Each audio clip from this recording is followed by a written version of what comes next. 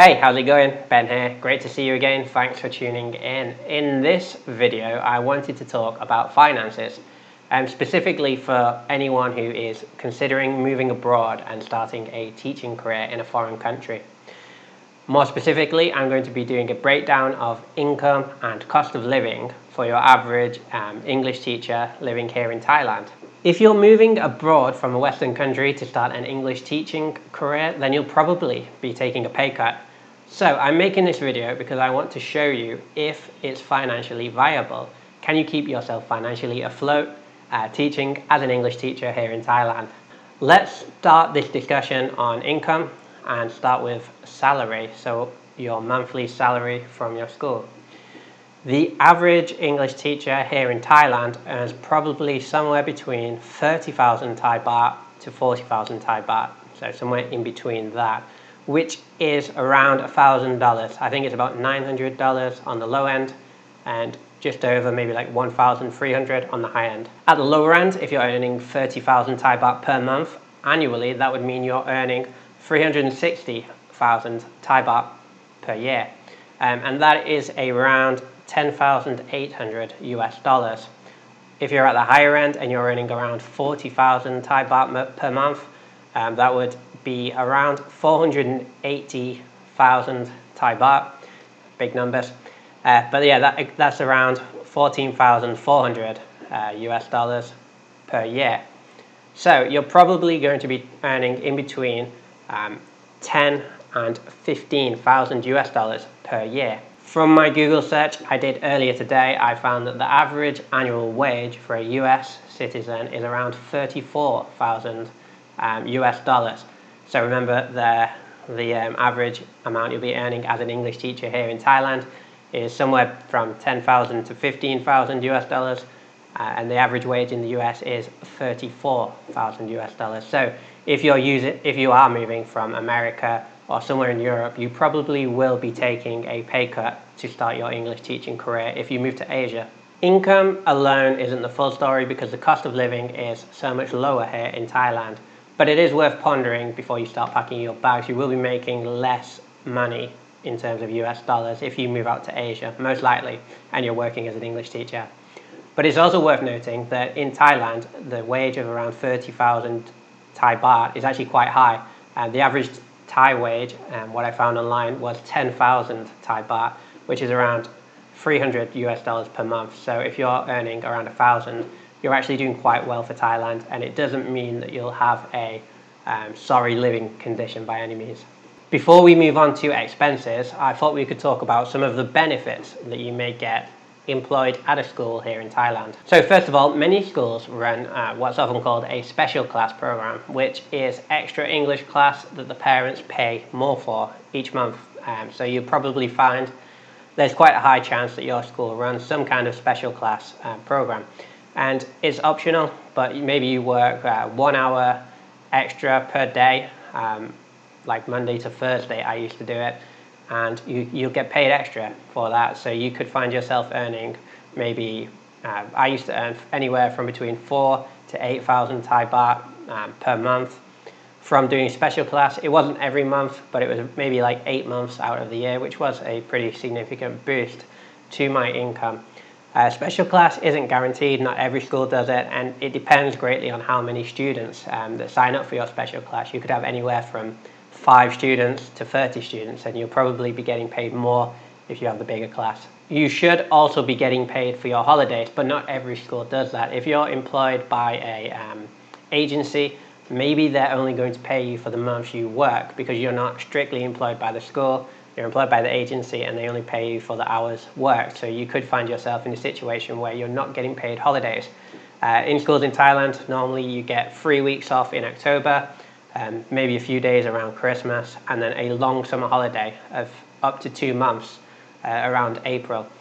And that's because that's when it's the Thai summer and the Thai New Year is also in the middle. And you want to find a school that pays for your holidays. It's definitely worth checking. I didn't realize this, but some schools don't pay for your holidays. And if you're employed by a school who doesn't pay for your holidays, well, you're going to be missing out on almost 3 months of salary each year, which is quite a significant amount. Another benefit to check is if your school pays a completion bonus or a yearly bonus of some kind. This is very common practice. At the first school I was employed by, they paid a full salary on top of your regular salary at the end of the year for completing the year. So that was for me maybe 33,000 Thai baht extra just as a completion bonus for completing the school year. At my new school, this is less, but I still get a 20,000 baht completion bonus, which is pretty good. Some schools offer housing allowances, so maybe they'll provide accommodation for you or supplement your housing. Now, I will say this, be warned if your school offers free housing, because many schools, especially the private schools where they have the large English departments, so many of those schools have boarding rooms in the school, and the free housing is often a room in the student's boarding room. So it's not particularly nice. It may or may not have aircon, and you'll be living next door to young students, which is definitely not a good idea. However, if your school does offer a housing allowance, then that is a very good thing, because you will probably get maybe a few thousand baht, up to 4,000 baht per month, to help with your housing, your rent. Something your school should definitely cover is visa costs and work permit costs. So if you're applying for a visa, there is a cost for applying for a visa. This should definitely be covered by your agency or the school. It's worth checking. Pretty much every advertisement you will see for a job posting here in Thailand will include visa and work permit costs. However, I wouldn't be surprised if you could find somewhere where they expected you to pay, but don't do that. That is not common practice, and should be a benefit of working in a school is that your visa costs are covered, and the cost of getting your work permit is also covered. Having said that, it isn't that uncommon for some schools to take the cost of the visa from your salary. So I have seen it, and this has happened to me as well personally, where the school keeps 2,000 baht per month for the first 5 months to get to 10,000 baht, which is the cost of your visa. And if you quit during that time, they keep that money, and you have essentially paid for your visa, so they're not missing out on the cost of the visa. However, this money should be paid back to you at the end of the year, if not before, upon completing your year and the visa. And this also should only happen to you in your first year of employment. If this happens to you in the second year, that's quite strange, because if you've stayed with the same school, you haven't needed to change your visa, so the visa cost only happens once, unless you leave the country, change your visa, and then get employed by a different school. So yeah, just to let you know, it is very, very uncommon that you would have to cover the cost of your visa yourself. However, some schools will deduct that from your salary over the course of a few months, and then give that back to you once you've completed however long you've been contracted to work with the school.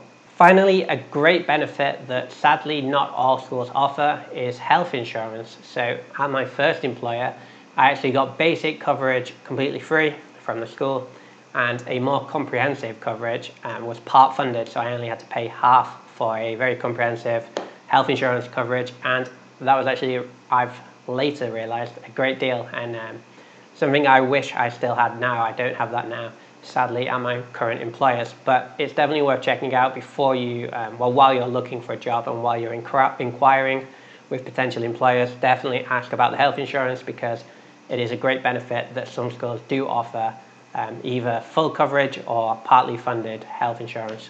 Let's move on to some of the expenses, and we'll start with possibly the largest expense, although possibly not, but this is rent.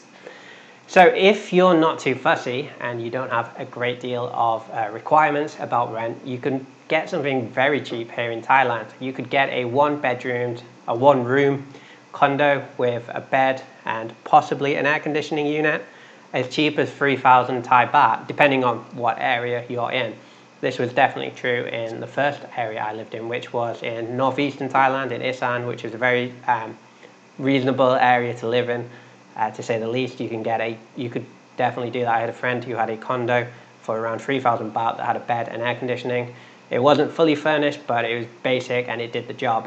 Just to give you more information, 3,000 Thai baht per month is about $90. So that is as low as you could go and still be quite reasonably comfortable. Stretch your budget a little bit to around 4,500 baht, and you can get a fully furnished one-room condo with a fridge, a little kitchen area, sink, bathroom obviously, TV and bed. You could get that for around 4,500 baht. That was like my first condo that I had, which I was very comfortable in. And 4,500 Thai baht is around 135 US dollars, and that is quite a common price point you will see for basic furnished one-room condos that would probably do you if you're moving out here alone. If you're happy to spend 5,000 Thai baht or 150 US dollars per month, you can start looking at bungalows and small townhouses. I had a friend who had a small house with an upstairs bedroom, 2 bedrooms upstairs, a living room and a kitchen downstairs, a small garden area,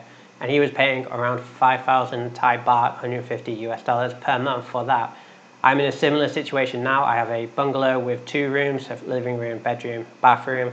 I also have a drive and a small garden with a kitchen area, and I'm paying around 5,000 Thai baht. So if you go up to around that price, you could actually start getting something reasonably nice and with a decent amount of room.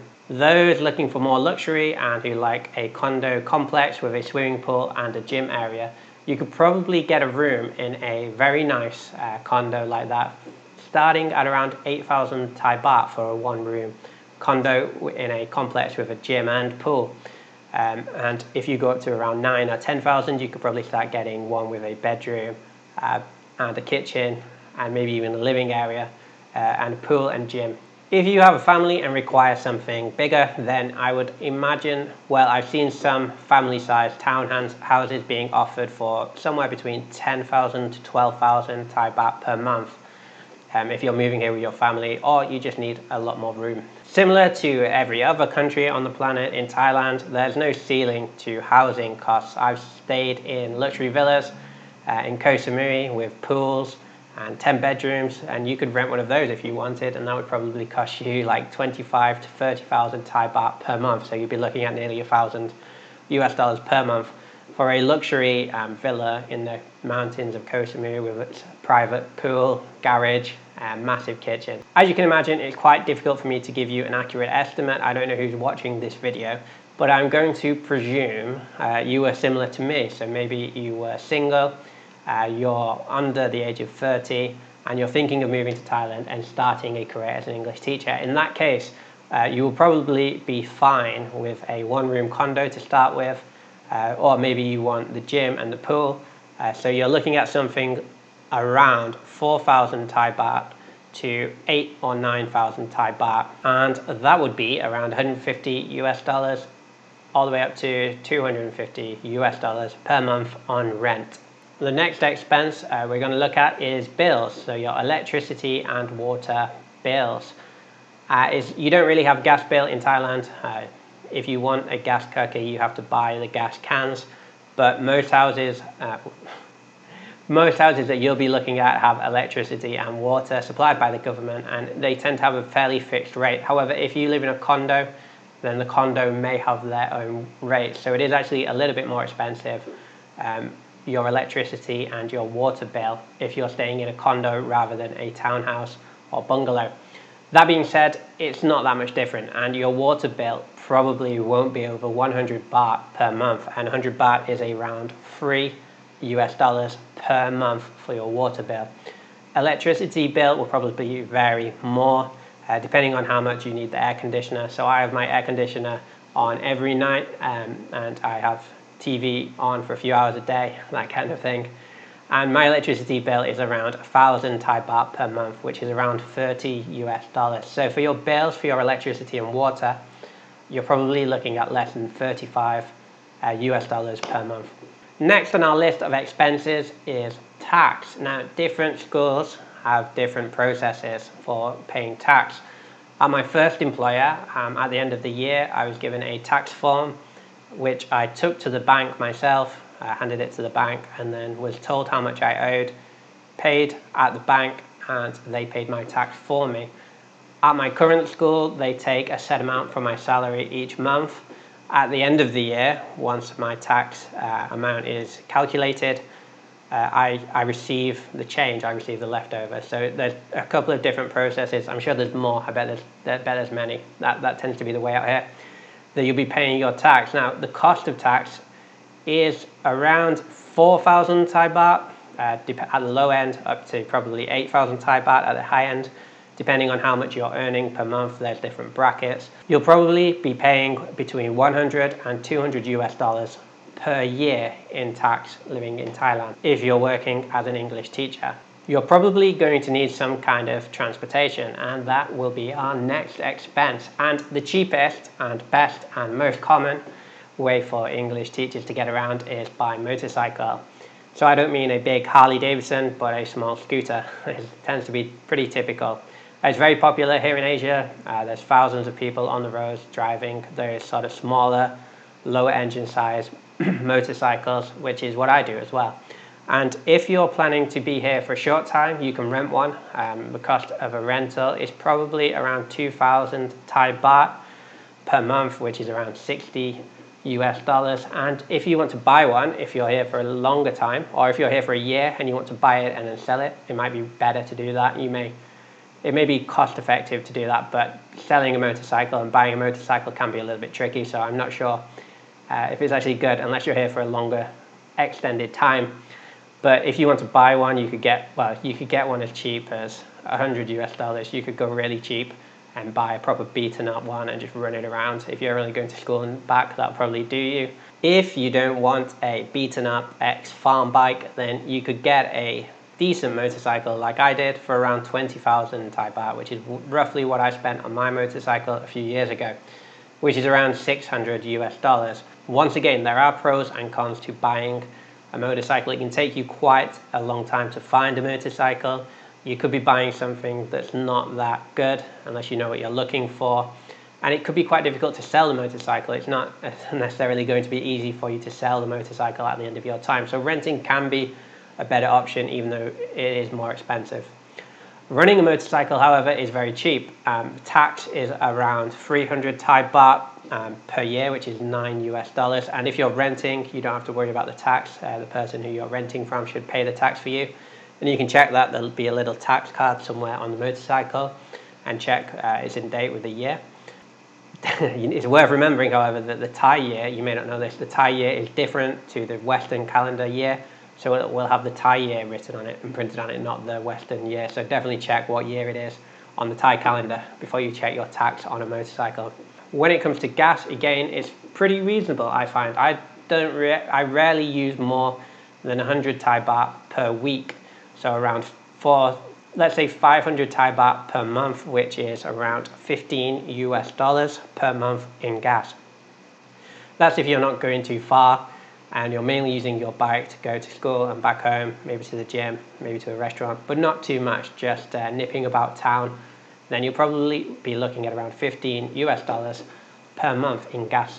The final expense on our list is food and drink. Now, a weekly shop at a big supermarket, enough food to feed you for a week, will probably cost somewhere between 1 and 2,000 Thai baht. Let's say around 50 US dollars per week. So that would be around 200 US dollars per month for your food, and that's enough to get pretty much everything. You may also find that your school offers a free lunch, maybe not.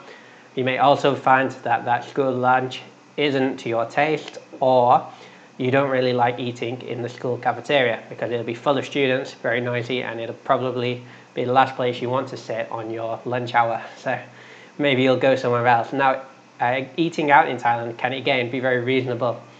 Depending where you go, and once you find a few places, you'll probably find you can get a really good meal. Maybe you find a really good pad thai place, a really good fried pork place, a really good green curry place, whatever you like. And you can probably get something for around 50 to 100 Thai baht for a decent, good-sized meal. And 50 Thai baht is about 150, so you're probably only going to be spending from 1 to 3 US dollars if you are eating lunch out every day. With the addition of an occasional treat and a few beers thrown in for good measures, I imagine you'll be looking at spending around 7 to 10,000 Thai baht per month on food and drink, and that's everything. That's eating out and drinking at the weekend, which is somewhere in between 200 to 300 US dollars per month on food and drink. For conclusion, I have made an Excel spreadsheet to kind of break it down and show you the income and expenses you'll probably find as an English teacher here in Thailand. So let me show you that. I'm sure you're very excited to see my Excel spreadsheet. All right, so let's start on monthly income. So income source 1, printed here. We've got around 1,000 US dollars. So like I mentioned, you'll probably find your wage somewhere between 30,000 and 40,000 Thai baht, which is roughly 1,000 US dollars. I have included a second income source. Like I said, you may get a special class provided at your school, which you can run. You can teach online, you can tutor online. Many teachers do that. You probably could tutor locally after you've been here a short amount of time. English teachers are in very high demand in Thailand. And I'm going to guess you could probably make around 100 US dollars per month as a second income on top of your salary. Now for your expenses. So as we mentioned, you could live comfortably for around 150 US dollars. I'm fairly certain about that. Your electricity will probably be 30 US dollars. For water, you're looking at $15 per month. Now we didn't talk about cell phones. Your average cell phone plan is probably going to be around 15 US dollars. That's for a pretty good internet package. Food and drink, we've put down 200 US dollars, which I think is pretty, that will cover a lot as a weekly shop, as a monthly shop at the supermarket. And plus eating out a few times, that'll cover that. That's quite high for food and drink. Bike rent, if you decide to rent, you're probably looking at 60 US dollars per month. Gas for the bike, again, quite cheap. We'll say 15 US dollars per month. Tax, that breaks down to $10 per month. And entertainment, I put 150 US dollars per month for maybe shopping, going to the cinema, playing football, maybe gym, yeah, whatever you're into. You'll probably need a little bit of money for entertainment. All right, so if we go over here to the summary, as you can see, so our total monthly income was 1,100 US dollars. Total monthly expenses was 645 US dollars. And I didn't put anything down for our savings, but as you can see down here, the cash balance, so that's the money left over after your expenses are gone, is around 455 US dollars. Now, this will be different for everyone. It'll depend where you live. It'll depend greatly on your lifestyle. But as you can see, you can definitely keep yourself financially afloat living and working in Thailand as an English teacher. I don't think you'll go broke. So it is doable, and it's actually better than doable because you could probably cut down costs much more than that, and you could probably start putting away 500 US dollars per month into a savings account or wherever you put your spare cash. So you definitely won't go broke teaching English here in Thailand. Alright, I hope you found this video useful. I actually enjoyed making this one. It was pretty fun looking into finances and considering my own costs, income and expenses. It was pretty insightful. But anyway, yeah, thanks a lot for watching. If you did enjoy this video, please hit the like button. I hear it helps with the YouTube algorithm. Consider subscribing, especially if you're living abroad or you're planning to go and move abroad, or especially if you're teaching English, because that's what I do. And I plan to make more videos about that on this channel, so subscribe if that's something you're interested and you want to do. But anyway, thanks a lot for watching. I greatly appreciate it as always, and I'll see you next time. Goodbye.